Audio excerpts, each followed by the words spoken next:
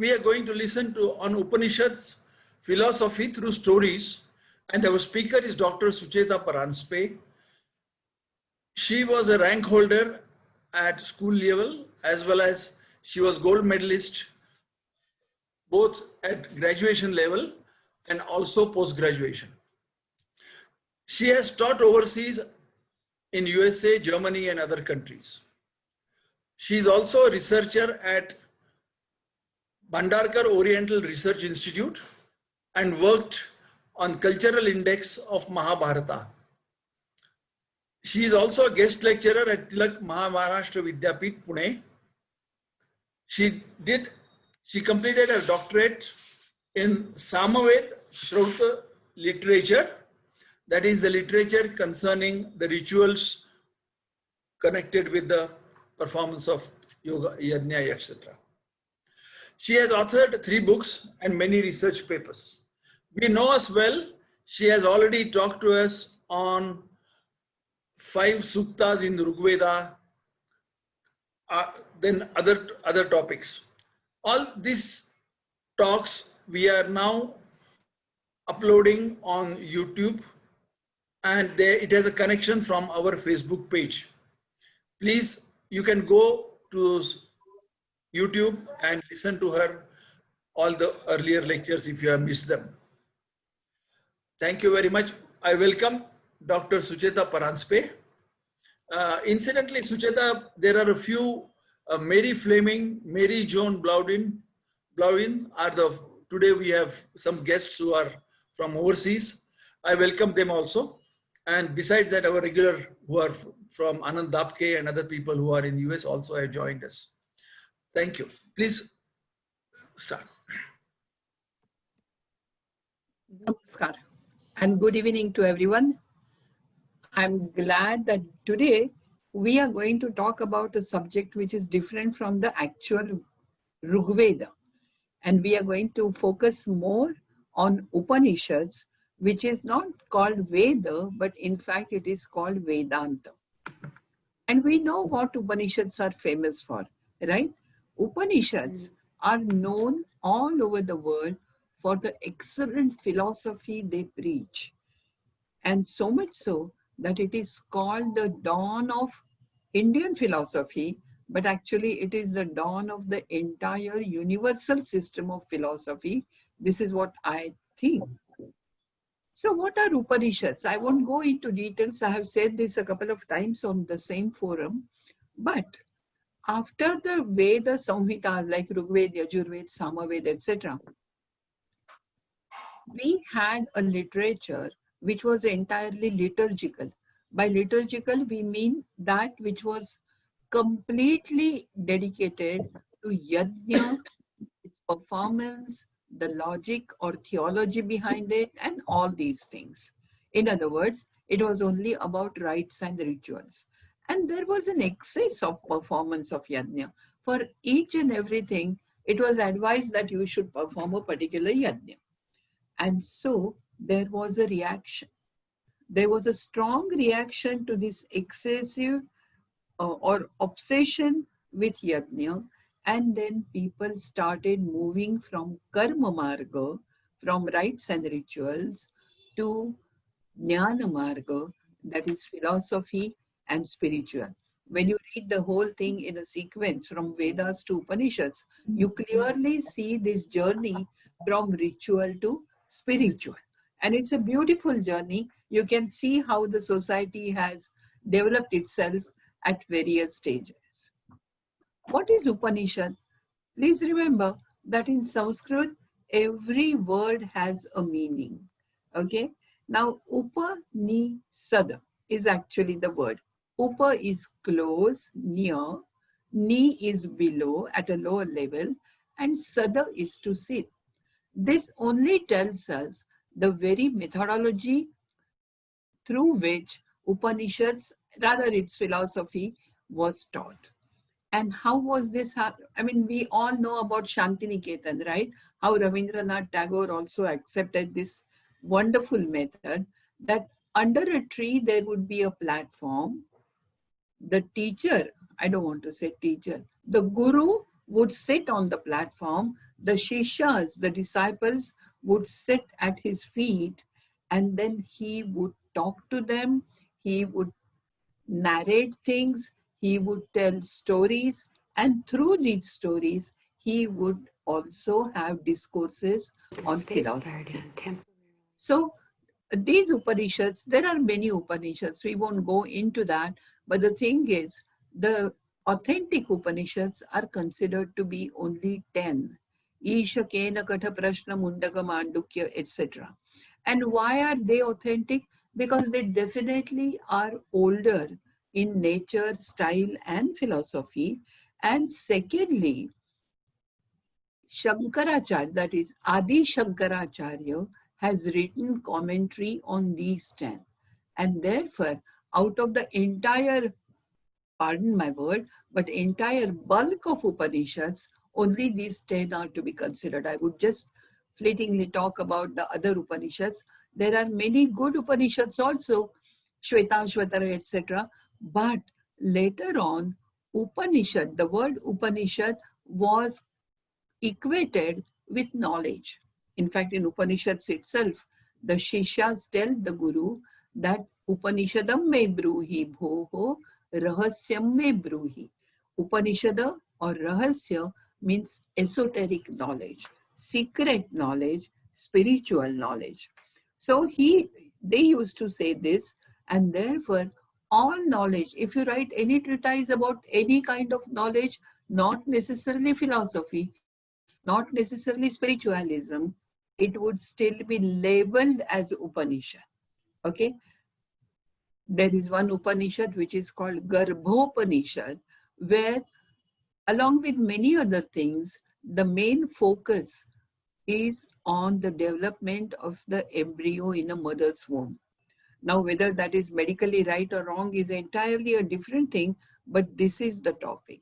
Rasopanishad talks about rasa, that is mercury, and is supposed to be a treatise on in chemistry. Later on, when after the post-Puranic times, what happened is there are so many Upanishads which are about Vishnu, the Vaishnava, or Shiva, Shaiva, and Shakti, Shaktya, Gadapati, Ganapatya, but these are all sectarian in nature. They are not philosophical, they are religious. And there is certainly a difference between religion and philosophy, at least in the context of Upanishads, for the simplest reason that philosophy goes beyond religion. Philosophy, for example, Atman, is not, people don't talk about Atman only in the case of, say, Vedic Rishis or Hindus or anything of the sort. According to them, according to philosophy, Atman is everywhere. But now that I'm talking about the religions, let me tell you that even other religions were attracted by the name Upanishad. You know Khandoba of Jesuri, which is quite a recent deity. There is an Upanishad written about him, which is called Khandoba Upanishad. It is not other religion, but it is folk religion. And just see how they are also attracted to the name. But there is one Upanishad called Allopanishad. Allah, that is the Islamic God, there is an Upanishad about him. And the famous Sermon on the Mountain from Christianity is translated into Sanskrit and it is called Shailopanishad. Shaila is a mountain. So Shailopanishad is actually the Sermon on the Mountain. So just see how Upanishad, even the word, was attractive to everyone around in the society. Okay? So let us now start with some information about the stories which are told in these Upanishads. The first and most important thing is storytelling is the best way, believe me, the simplest and the best way of reaching what you want to say to the audience. And remember, it is always audience. In those days, the Upanishads were not first written They were not scripted. First, they were taught orally. We saw how the teacher would tell the students, he would talk to the students and then transmit his knowledge to them.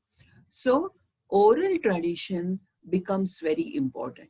When it is oral tradition, the language has to be simple because, um, I unfortunately I can't see the expressions on your face or reactions to my talk just now, but when I see that, when it's a live telecast, or sorry, when it's a live talk, the reactions of the audience help the teacher or help the speaker to either change or improve or whatever, his own style. And so it was important that the language and style was very simple. Just as it is a conversational style, it is also important that it is not simple conversation like in a drama or something. It is, the teacher always tells stories. And remember, they are young children, they are young students at the age of 8. They are initiated, Upanayana, and then they go to Gurukula. Till the age of 24, they are there in the Gurukula learning at the feet of the Guru. So they are young children. Initially, to attract their attention, storytelling is important. And this train is seen for the first time in Upanishads. Later on, we have seen it everywhere. We have Panchatantra, Hitopadesh, Kathasarit Sagara, especially Panchatantra and Hitopadesh. The very name Hita Upadesh is, it itself tells you clearly that all these stories are actually meant as some kind of instruction, which is good for you. Hita Upadesh. Or even outside India, were things like Arabian Nights, or not so much about Arabian Nights, but Aesop's fables, for example. They are fables, and every story at the end of it all will have some moral which will teach you something, right? It need not always be a very secret knowledge or Upanishadic knowledge or spiritual knowledge, but the storytelling is the best way of taking your point to the audience. And Upanishads see that. Now, the word, when I first thought of this, the word for story, there are many words, but what is the most commonly used word? Katha, right? In Sanskrit, I'm talking about Sanskrit. So the word is Katha. Now, what is Katha? Katha in Sanskrit is to say, to talk, to speak, everything, narrate. So the moment you say narrate, there is a narrative, there is a story. So Katha is a story. But let us see whether Katha also has some other meaning. Many times I may use or give reference to the name of the Upanishads, but like I said already, the name doesn't matter. Whether I'm telling you a story from Chandogya or Katha or Brihadaranyaka, that doesn't matter a lot. Anyway, in Chandogya, there is a story, there is a Katha of 3 great Pandits or Vidwan. And look at the name. Shilaka Shalavatya, Dalbhya Chaikitayana, Pravahana Jaivali, they all come together and say to each other, Katham Vadamaha. Now, are they just going to tell stories? Like, are they chit-chatting? Absolutely no. Shankaracharya, in his commentary, says something which is very important. He says, Katham Nama Vicharana. Vicharana is a word which is used in the sense of discourse, a philosophical discourse. Katha Nama Vicharana Paksha Pratipaksha Bhavena. Paksha and Pratipaksha, we know this. Paksha Pratipaksha Bhavena Vicharana katha iti kathyate. He goes further. So you must have understood the meaning that katha is a discourse where both the sides, they propound their own side of the problem or of the philosophy, whatever, and then the discussion moves on. Shankaracharya goes one step ahead and says, Akhyayika tu sukhava bodhartha. Akhyayika. We know this word. Akhyayika is it generally translated as narrative, but it can mean story. So, Akhyayika tu sukha avabodhartha. They tell stories so that avabodha, the knowledge of the point, becomes very comfortable, sukha. And therefore, Katha and Akhyayika are the most common methodology in Upanishadic pedagogy. That is Upanishadic teaching. This word Katha is used even later in this sense, not only stories, but stories which have an aim in front of them of telling some particular discourse. For example, there is a Subhashita later on, that how the Vidwan, the Pandits, they talk amongst themselves. They are chit-chatting amongst themselves, and yas tesham swaira kathaha ta eva bhavanti shastrani. What these great people talk just by way of uh, chit-chatting, ta eva, that itself becomes shastra. That becomes the real knowledge. This is exactly what happens in Upanishad, and that is why we must remember that these kathas develop into various philosophical stories or principles. First, I would take the example of Kathopanishad. Many people read Kathopanishad. There are two things why to start with Kathopanishad. One is, it is very much similar to Gita. In fact, there are some verses which are common to both Katha and Bhagavad Gita. I do not want to go into the controversy of who borrowed from whom. The fact still remains that there are some verses which are common to Kathopanishad and Gita. Secondly, Katha is a small Upanishad, only 3 adhyayas. I mean, if I just start reading even without understanding the meaning, it will hardly take more than 20 minutes. But these are only words. If you try to understand the whole thing, just see how it goes. So, once upon a time, now I'm quoting Upanishad, okay? Once upon a time, there was a person named Ugrashiras, and he decided to perform a yajna named Vishwajit. Okay, listen carefully how it goes. The Vishwajit is a peculiar yajna where by way of dakshina, everything that you have has to be given away. Okay, so this Ugrashiras has a child, a son, who is hardly 8 years old. His name is, you know the name very well, Nachiketa. And the name is very meaningful. Nachiketa, did not know. This is the meaning of the word Nachiketa. Anyway, this ignorance is always the first step towards knowledge. And therefore, this Nachiketa, he's running around and all. And when he came to know that father would give away everything as dakshina, he goes on and bothers him, troubles him and says, are you going to give away me too?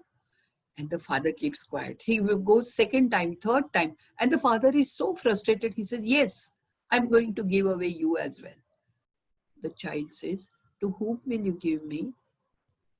And the father, this is a typical Indian way, the father says, okay, I'll give you to death. Does not mean that he wanted the child to die. In Marathi, which is my mother tongue, and so I would use that, with great love and affection, we say words like, Are Melia. That does not mean we want the child to die or something. It is just an endearment, So similarly, he says, I'll give you away to death. This boy takes it to his heart and he goes to death.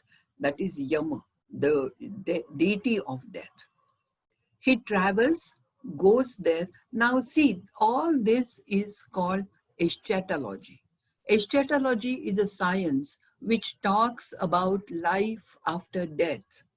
Okay, it's easier to talk about life, and life after death is something, there is nobody to come back and tell us what exactly happened there, but he goes there. Unfortunately, Mrityu had come down to earth. Probably he had to pick up some people here, and he was not there. This Brahmana Batu, this small Brahmana child, he sat at the door for 2 days and 3 nights, at the end of which Yama came and he said, "Oh, I'm sorry I took so long. Hey child, what do you want? Why are you here?" And then Nachiketa tells him the whole story. And then Yama says, "Okay, that's cool, but I'm sorry that I made you wait so long. So why don't I give you 3 blessings, 3 boons? You ask for anything, I will grant that." And Nachiketa, see, he is a child after all. And this is where Upanishadic stories, every once in a while, they not only always impress your mind and brain, but they also touch your heart. The first boon that Nachiketa asks for, can you believe what it is? He says, "See, when I go back, please my father not be angry with me. Because when I asked him, whom shall you give me? He was very upset and angry." I really love these small sentiments, which even a philosopher feels, or which even a philosopher experiences. So the first boon is gone. Yama says, "Okay, that's no problem." And the second boon, "What do you want?" Nachiketa says, "I have heard about some fires to be initiated into a particular yajna. Can you explain the meaning and importance and significance of these fires?" It's an 8-year-old child, prodigy. Actually, I would call him a child prodigy. And he is talking about rites and rituals because probably he grew up with that, watching the yajnas and all. So Yama is quite surprised. I mean, first was a very childlike desire, which he granted immediately. And now here he wants something which is beyond that. And so Yama explains all that. I'm sorry, but I can't go into the details of all philosophy. We have to talk about Atman and Brahman. So Yama talks about that and he says, "Okay, Nachiketa, since you have asked this question, which is so pertinent, I also would like to tell you that now, from now onwards, all the people who perform a yajna will have an extra fire which will be named after you, and it will be called Nachiketa Agni." And which happened. Later on, the yajnas have a Nachiketa Agni. Okay, so that is also done. Now, what is the third blessing that you want from me?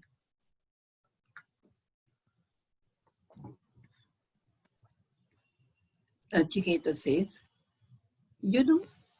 my father says I'm going to give you to death. What is the real meaning and nature of death? What happens to death when a person dies? What happens to his body? What happens to his soul?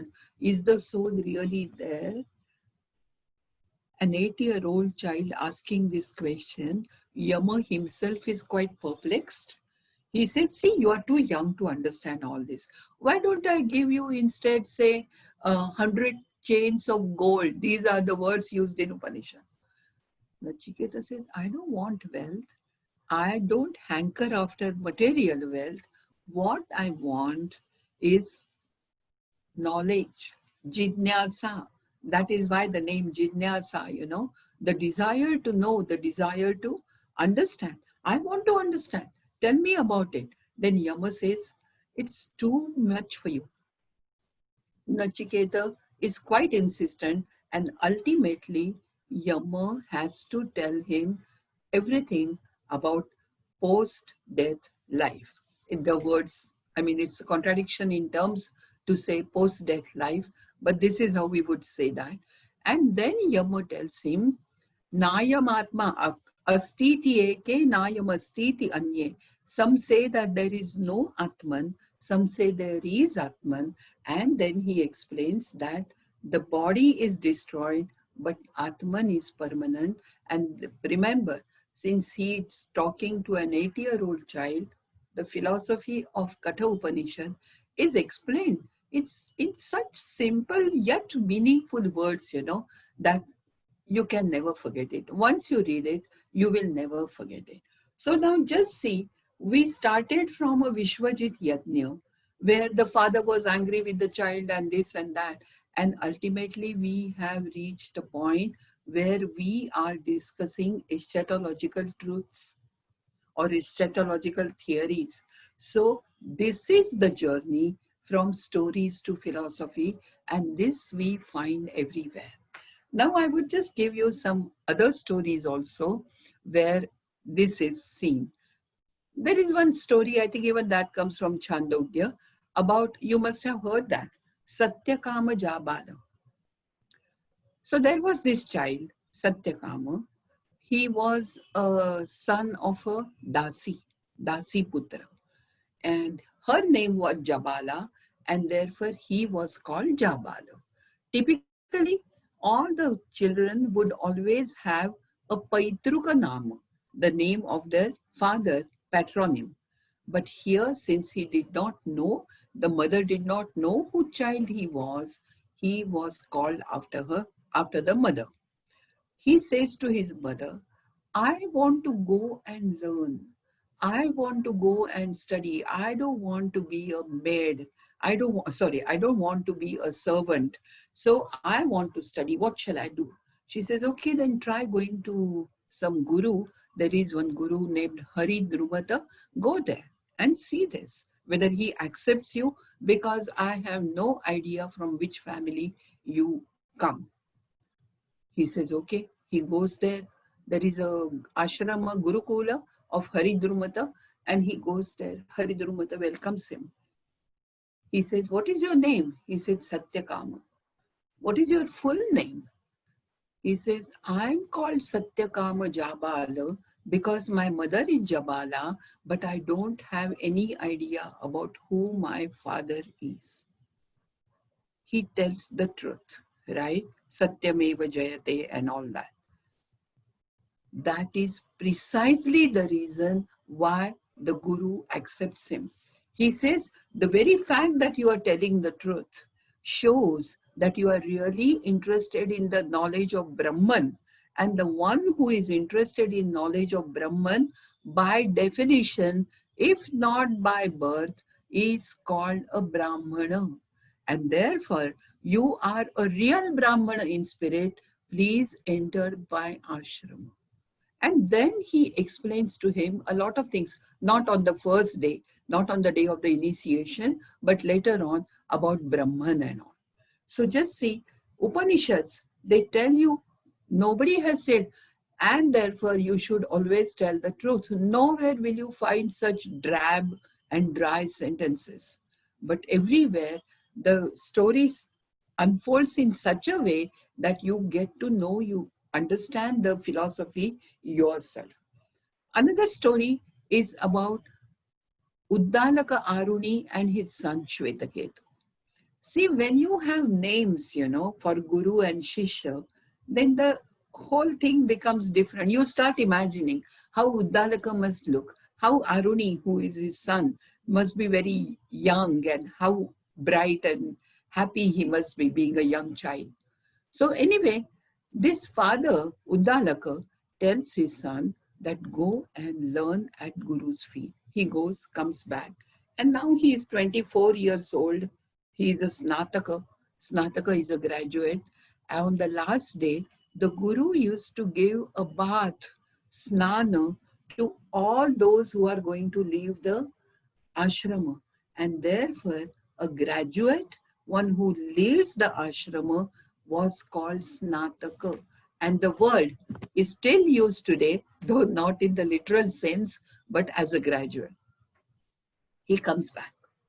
And a boy who has learned something, we have all gone through that, both as a child and as a father or mother. The boy is arrogant because he thinks, oh, I have done my post-graduation, I have done my MS, I have done my PhD, whatever, and now I know everything. The father says, okay, so you know everything. Then tell me, did you learn about the ultimate reality? And this is where the Upanishadic core philosophy begins. Ultimate reality, the ultimate principle from which this entire universe is created. Do you know about that? He said, no, my teacher did not talk about ultimate reality. He said, what is ultimate reality? And how do you know that? And then Uddalaka explains to him what is Atman, what is Brahman, how all people are same, because Atman is same everywhere. It is only an expression of the Brahman, which is the ultimate reality. And then, of course, the child doesn't believe. No, no young boy of 24 ever believes his parents. Even in Upanishadic times, they did not. So Aruniya says, oh no, that can't be. He just at least give me examples. And then Uddalaka gives him examples. There are so many clay pots around, there is a water jar, there is some other pot. And he says, all these are different forms and different names. Mrittika ityeva satyam. But the ultimate truth is it is all made by clay. This sentence, Mrittika ityeva satyam, is a very well-known line in Upanishadic philosophy. Mrittika ityeva satyam. The child is not convinced. So he gives another example of Karshanayasa. Krishna Ayasa, black steel. I mean, I think it is not refined as yet. And he says there are so many things. There is this another pot made out of black steel. There is this Nakha Nikruntana, a nail cutter made of that. Now, what is the difference between the nail cutter and the pot? It is only the form which is different. It is only the name which is different. One is called Sucheta Paranspe, other is called Vinit Dravid, the third one is called Abhay Dikshit. Doesn't matter what is the form, what is the name, we are all same. Now just see what great philosophy is taught through stories. And since it's a story, we get involved. First, we are attracted by the stories. Before we realize, we are involved in the stories. And before we realize, we have understood some philosophy. Whether we agree with that is entirely different question, but we agree with the philosophy, and that is very important. There are other things also, but I would skip that and go ahead with other stories and other philosophy also, because we have to learn, we have to do a lot more, especially about Gargi and Maitreyi. But there is one story which I must tell you, and that is about the king Jana Shruti Pautrayana. See, these names are fantastic. They really are names, which makes you feel respectful about that personality. So this Jana Shruti Pautrayana is a king. Once, he was sitting in his balcony, and believe me, all these words and these sentences are written in Upanishads. Two birds were passing by, and Jana Shruti Pautrayana, he knew the language of birds. Okay, one of the 64 kalas is Shukasarika Pralapana, that is to know the language of birds. Anyway, so he knew, and the birds were saying, Hori Ai Bhallaksha Bhallaksha, hey Bhallaksha, this Jana Shruti Pautrayana is great. The other bird says, I don't think he is as great as Raikva. Raikva knows Samvarga Vidya. this Janashruti Pautrayana, even though he is a king, does not know Samvarga Vidya. They fly away. And now this Janashruti Pautrayana decides, I must know Samvarga Vidya. So he sends his soldiers everywhere and tries to find Raikva. They find him. Raikva, in the social system, was a person from Shudra Varna. Okay. Besides, he also had something like leprosy. He was a leper. And he was sitting under a bullock cart all the time, scratching his skin, and therefore nobody would go near him. But king went there because he wanted to learn it from Raikva. The king gave him some fruit and food and all and said, please teach me Samvarga Vidya. Raikva says, go away. I'm not going to teach you anything. Next day, the king comes again. He thought the food wasn't enough. So he brings some money and gold, jewelry and whatnot. He says, I'm not teaching anything. Third day, now see, all these stories are important because they talk a lot more than the mere words. Third day, Janashruti Pautrayana comes and he says, okay, I will give you half of my kingdom. You rule that. But please, for God's sake, teach me Samvarga Vidya. Raikva says, go away. I'm not giving you my knowledge. Fourth day, the king comes and says, I will marry my daughter off to you. And Raikva accepts. It is not about marrying the daughter, but when you marry your daughter to a person, you think that we both are on a same level. When you are giving money and food and kingdom to other one, it is kind of an attitude, that I'm superior to you and you are inferior to me. So please accept that. So Raikva did not like that. And what is Samvarga Vidya? Samvarga Vidya is philosophy about Vayu and Prana, both breath and life and wind. He tells how on Adhidaivika level, on the level of mythology, it is Vayu Vai Samvargaha. How on the body level, Adhidaihika, it is Prano Vai Samvargaha, and they move ahead.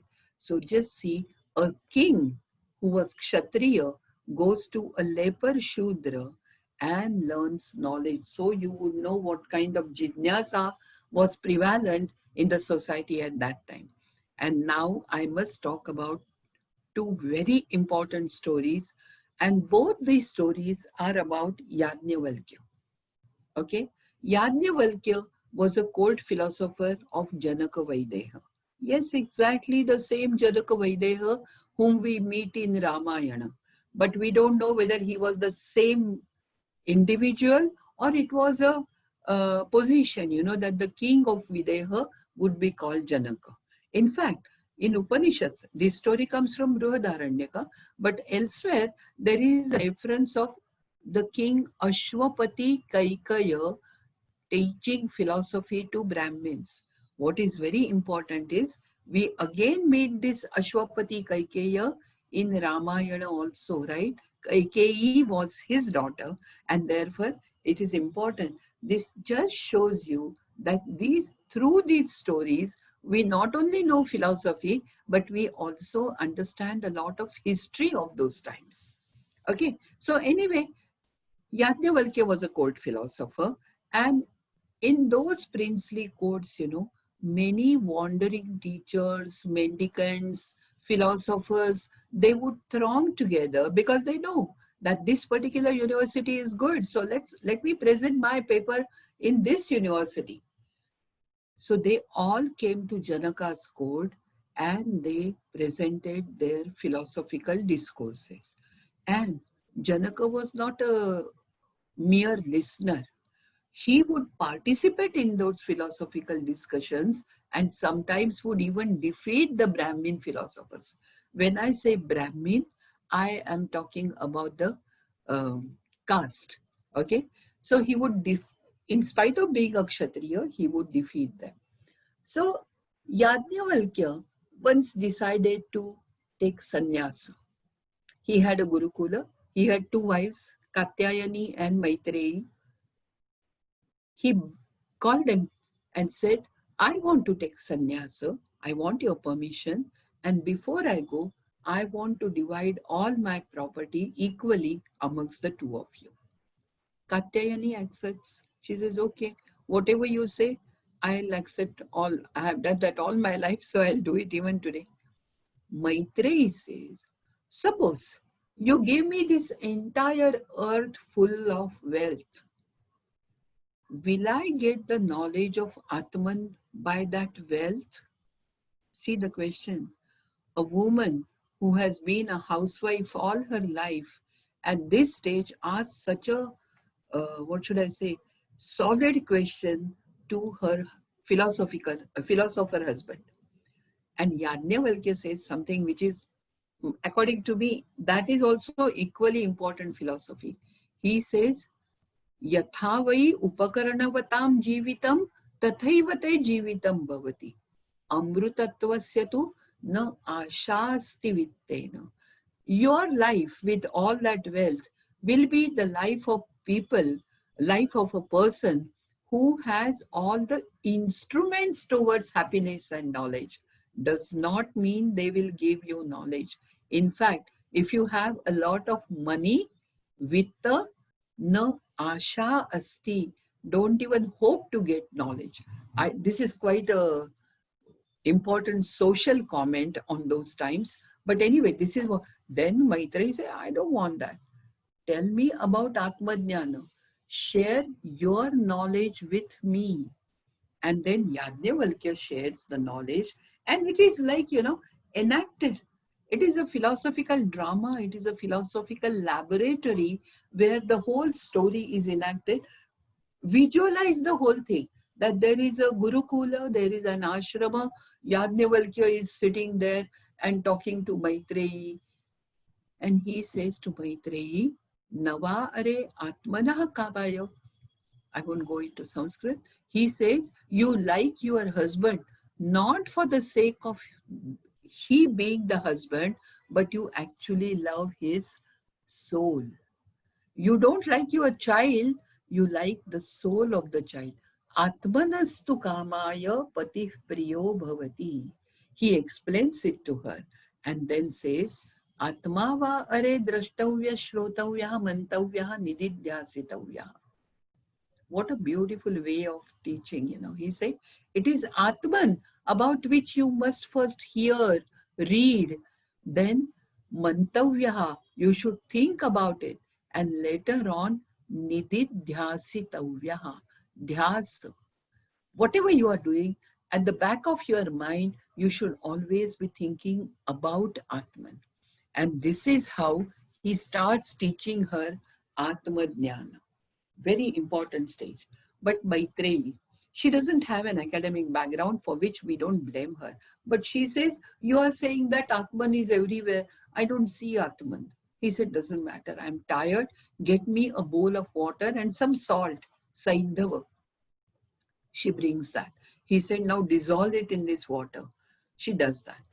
Test it from the left corner. How is it? Salty. From the right corner, salty. From the bottom, salty. From the above, the surface, salty. So you realize that it is all salty, right? You just have to realize. You have to understand. You have to experience that it is salty. Now show me the salt. She cannot show him the salt, right? The same experiment has also been done by Uddalaka and his son Aruni, okay? So this probably was a very common methodology of teaching Atman and Brahman, etc. So she says, okay. So, I'm not saying that this is 100% scientifically proved way of teaching Atman Dhyana, but that woman understood. This was the first step of understanding. Then she says, okay, but you say Brahman is the ultimate reality, Antima Satya. And Atman is only its avishkara, its expression, let's say. And then these two are one. Brahma Satyam Jagan Mithya Jivo Brahmaiva Na Paraha. This is how Shankaracharya says this. So How can this be? Brahman is only a small principle. How can this entire universe be created by Brahman? And then Yajnavalkya gives her an example. He says, remember the other day I came back from work and you were cooking something in the kitchen and there was so much smoke in the kitchen everywhere in the ashrama. I asked you the reason and you said, because by mistake today I put Ardra Indhana. It is known as Ardra Indhana Drushtanta, so I'm using that word, wet fuel. Okay, some wood was wet and therefore there was a lot of smoke.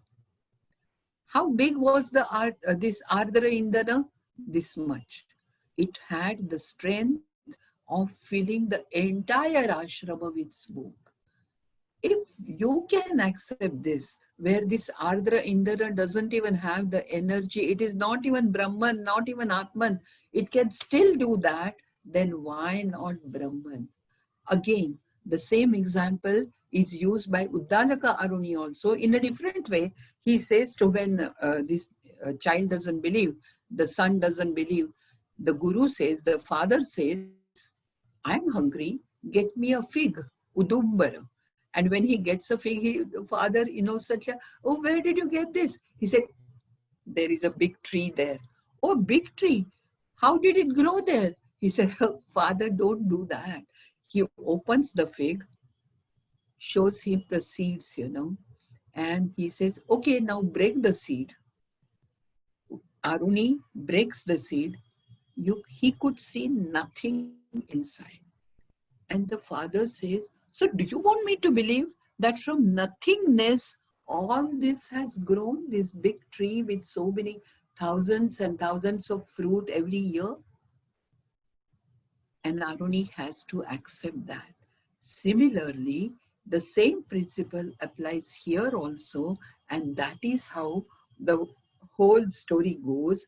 And he ultimately teaches Maitreyi about two things: Atman, Brahman. These are the two main principles of Upanishadic philosophy. Atman is, in English, it is translated as self because it is the individual Ansha part of Brahman in every person. And Brahman is the ultimate reality.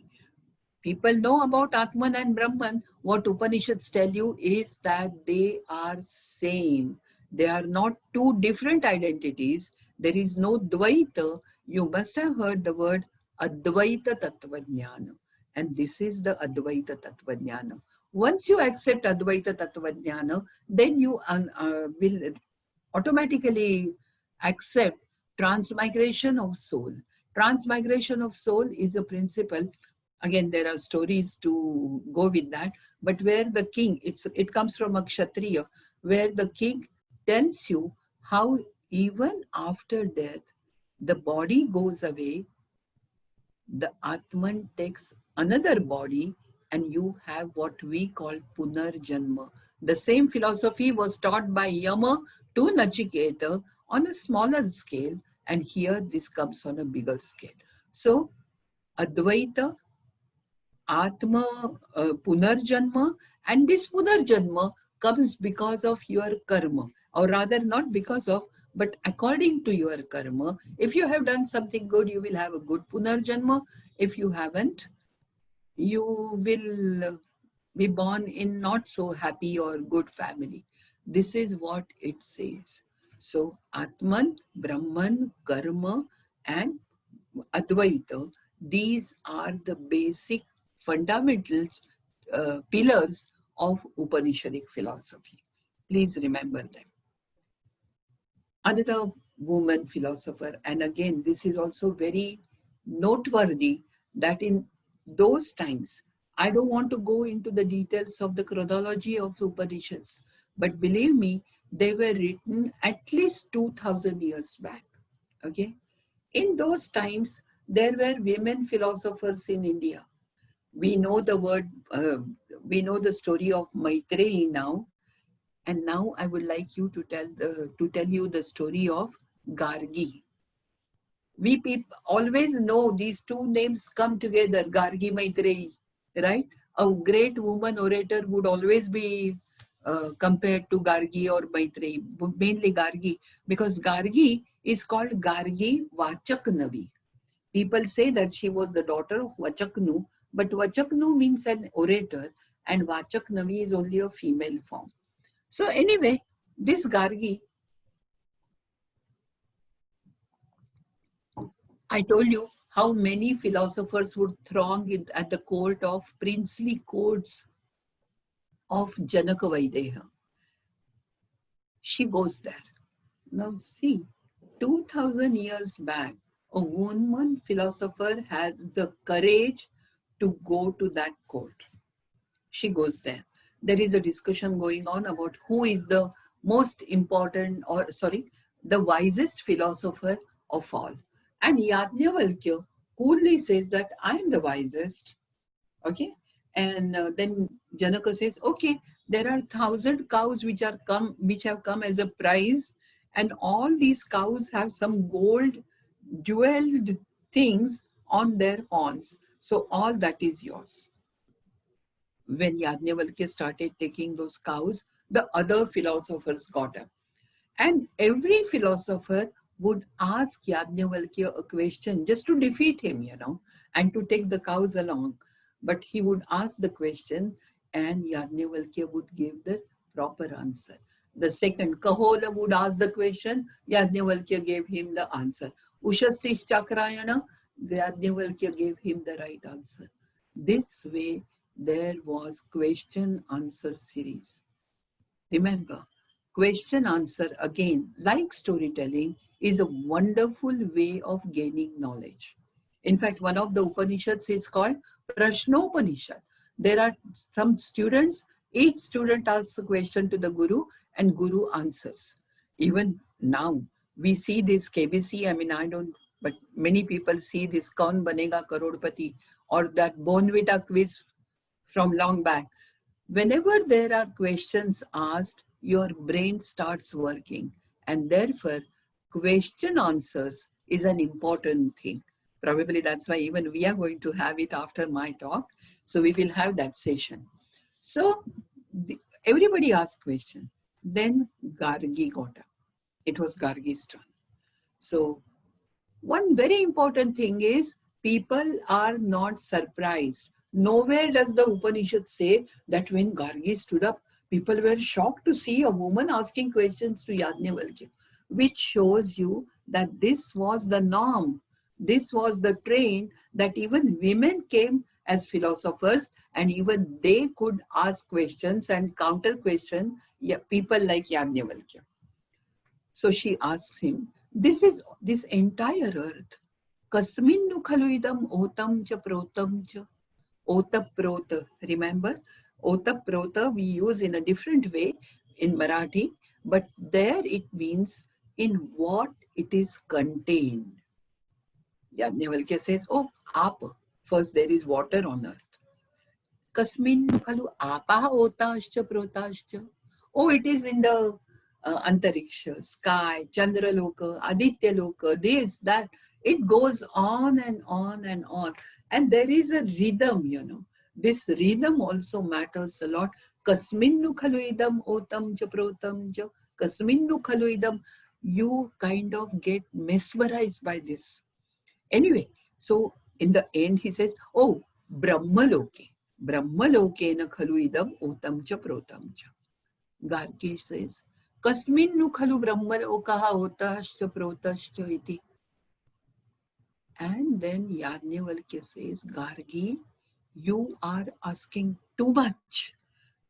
Brahmaloka is something which should not be discussed logically.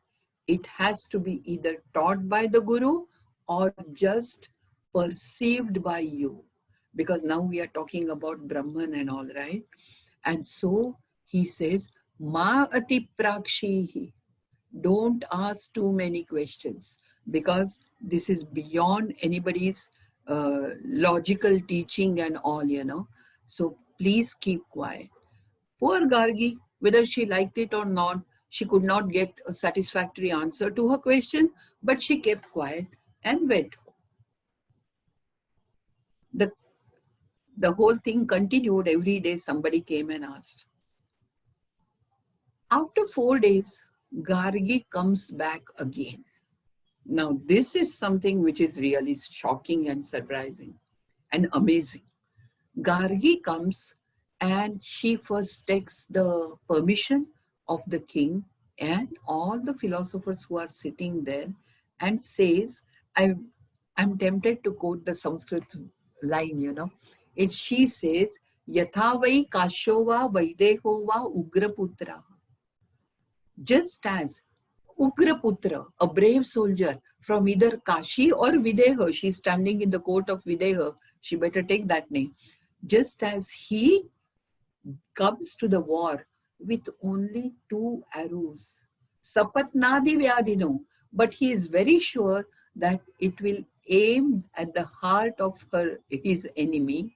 Similarly, O Yajnavalkya, I have come with only 2 questions this time. If you can, please answer me. Even Shankaracharya in the commentary says, Brahmavid Chet. If you are Brahmavid, if you really are what you claim to be, then okay, answer my questions. And since she's followed all the protocol, she has not gone against the decorum of the meetings and all, her request is granted. Yajnavalkya says, okay. And then she asks questions which are amazing. Again, this is part of the story, right? She says, all this, which is Bhuta, Bhavishya, Vartamana, then she also, that is time, right? Also, Nimisha, a time taken to just blink your eye, or Ardhamasa, Masa, Rutu, Samvatsara, Kasmin khalu idam otam cha protam cha. In what is time contained? Just try to understand this question. I have still not been able to grasp the question. I know the translation, but I'm no Stephen Hawking, right? I'm no scientist, so I don't know anything. I give an example of Stephen Hawking because when I watched a movie, I think The Theory of Everything, which is his biopic, he asks the same question. And Gargi asked this question. And her second question is, under Kasyanu Prashasani, under whose instruction or rule, that is who governs all this physical universe, and Surya Chandramasau Vidrutau Tishtataha. Why is it under whose prashasana do sun and the moon stay away? They don't bang on each other. So now she is also talking about space. Try to understand this. She first talks about time and now she is talking about space. And she asks Yajnavalkya, explain that to me. And then Yajnavalkya says, okay, here is a deserving student and I must tell her everything. And he says, Brahman. Hey Gargi, it is the Brahman under whose prashasana. I do not want to translate this word as rule or instruction or anything. Under whose prashasana this entire space and time is governed.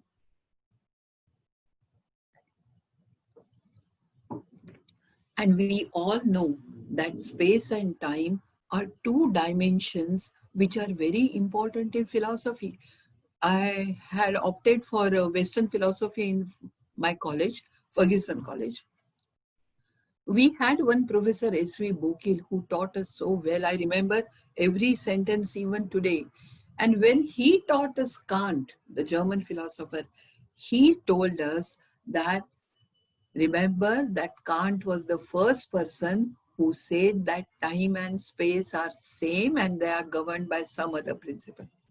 Had I known about Gargi at that time, I would have raised my hand and objected to it that much before 1000, at least 1500 years before Kant came, our Gargi, my Gargi had said the same thing.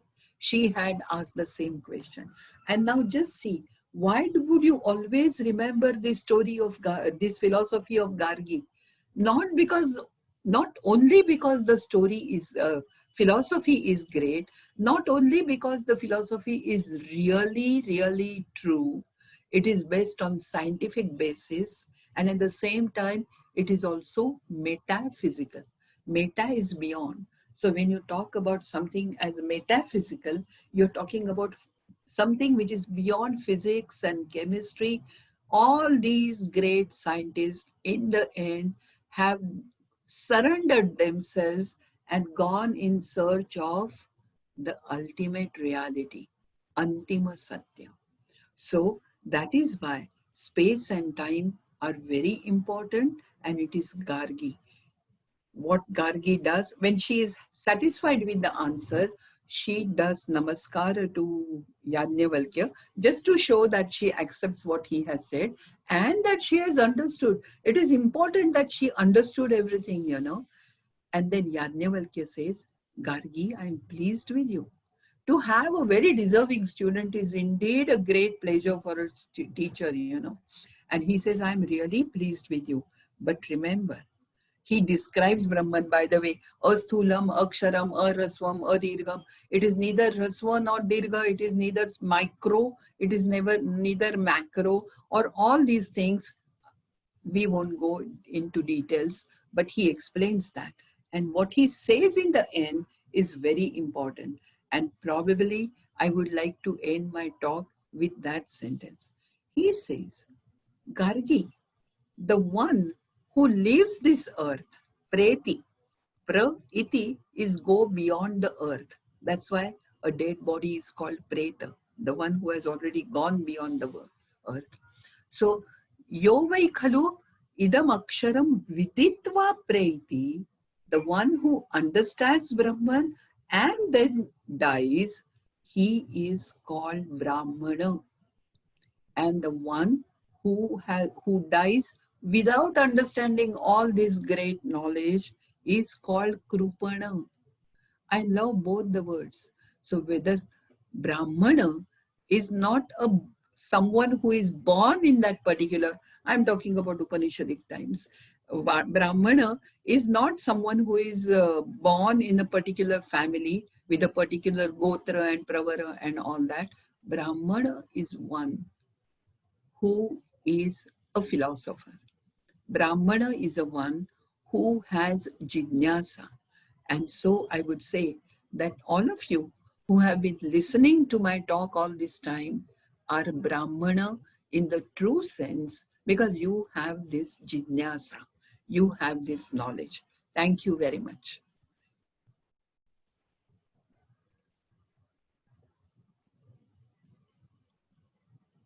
Thank you, Doctor, for giving us, as usual, an excellent talk, easy to understand, but full of information. And also, I will say, and also very pleasing and easy to understand. A bit of an entertainment also. Thanks a lot. Okay, there are a few questions here. The question is from one of them saying, Shailopanishad and Allopanishad.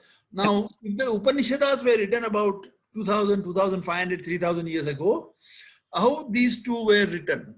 At what time, sort of? They are written very recently. For Sanskrit studies, 200 years is very recent. It is like they were written yesterday. So it was, of course, when the Christianity came to India, later on, and then they learned Sanskrit and they translated. Even Allopanishad probably maybe earlier, but we don't know the dates. Yeah, okay. Another one is by Punarjanma, rebirth, what we call. Right. It is there in the Upanishad, as you said now today. Yes, it is. But is it in the Vedas time? In Vedas also you find this mention? I must tell you one thing. Rigveda, by Veda you mean Vedic Samhitas, right? Yeah. Rigveda thinks of only the first three Purusharthas, Dharma, Artha and Kama.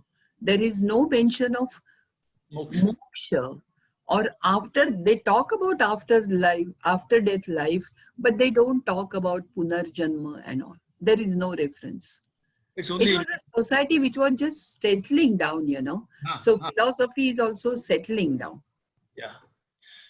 Now, another question which has come up is, if somebody has to read Upanishad and into that, which is the easier one to start with? Katha. Kathopanishad is the best. Start with Katha, and believe me, of course, when I say read Upanishad, I don't mean that you should read the original text, but there are so many translations available. There are translations available in all the languages of the world. Forget about India. So you choose your mother tongue, if or English, whatever you is more convenient to you, and then please go ahead. Can you suggest a book in English which talks up, not only just gives a translation, but gives also some meaning which is easy to understand and appreciate? The best translation with what we call annotations, Yeah. that is small notes, is written by Dr. G.B. Persule and Paranjpe. One, I forget his initials, he was from Deccan College, V.P. Paranjpe, I think. Persule Paranjpe is a very well-read book about Upanishads. It's in English, right? Yeah, it's in English. So everybody can. Yeah, everybody can read it. GB, you said, right? GP, probably. I don't remember. GB Persule was my teacher, so I know the initials. It's GP Persule, yes. Gaba Persule. Gaba, correct. Gaba Persule. Okay. And then some people wanted to know if there is in Marathi, is there any translation? Oh, yes. I think Dhudiraj Shastri Bapat. Okay. Bapat. I think, yeah, Bapat. Or Dikshit. Oh, okay. Sorry. But if I think now, this Vidarbha Prakashan, they have brought translations of Upanishads into Marathi. Even Ramayana, Mahabharata and all that, you probably have heard about this. Yeah. But I haven't read them as such. Yeah. Why is the concept of Punarjanma important? That is what Nandini Egbote is asking. Okay. The concept of Punarjanma is important because that gives a moral foundation to our philosophy. Yeah. Because when you think of Punarjanma, you want to have a good Punarjanma, right? Yeah. And therefore, I told you that it is closely connected to Karma Siddhanta. Yes. And therefore, that's a moral side of our philosophy. The philosophy has to be a complete entity. You can't have it in parts. So there is spiritualism, there is philosophy, there is metaphysics, there is morality. All fused together will give you Punarjanma. Okay, fine. I think there are some books, on what is called PLR, past life resurrection. I forget, PLR it is called, by one Dr. Weiss from US. Brian Weiss. Yeah, it's a trilogy. There are 3 books, and I would, if you are interested in Punarjanma, I mean, not taking a Punarjanma, but knowing more about it, I would suggest read books. Yes, those are, The Love is Real, Many Masters, Many Lives. Many Masters, Many Lives. Many Lives is the most popular one, and it really covers the more or less the essence of the whole thing. It's a very excellent book. I think many of them will be knowing it also. Can you just explain the moksha concept? Rajana Kulkarni is asking. Rajana. Okay. Now, this moksha concept has come a little later in Upanishads. Okay. Generally, they talk about Punarjanma. But when a person does really great karma and the soul doesn't want to transmigrate, it wants to be one with Brahman, that is moksha. Moksha literally means freedom or liberation. So once you get moksha, you in the sense, we are not capable of that. Once a person gets moksha, there is no Punarjanma. They won't come back. Okay. Yeah. I think we are coming to the end of more or less our time. I just want to make 2 announcements. The first is the next talk is on 28th Saturday at 7 p.m. That will be on the Symphony of Kailash Stone. Kailasha Ellora. And then we also have one more, it may be sometimes in December 1 or 2 on another topics, but that we will announce later. So please keep your time free on 28th November at 7 p.m. Indian Standard Time. We also have now our YouTube and Facebook, where you will be able to listen to the talks if you have missed the earlier ones. So then we will let you, we'll send you that in the mail, or maybe some of you have already received that. So we'll take it up, we'll give you the details. Thank you very much for joining today. And another thing is, please inform your friends and acquaintances and relatives and colleagues, etc., about these talks, and let them also enjoy these talks as you have enjoyed today. There are many comments here which said, thanks a lot, excellent talk, a great talk, madam, etc. And we will... And that I would like to thank Jitnyasa Forum for the simplest reason that it gives me an opportunity to spread our heritage, Apla, not Amsa, Apla Varsa, our heritage, to more people at this time, you know, and which is important. Yes. To share the treasure which my teachers gave me with you all is indeed a pleasure, really. Thank you. Thank you. Thank you very much. Good night, everybody. Good night.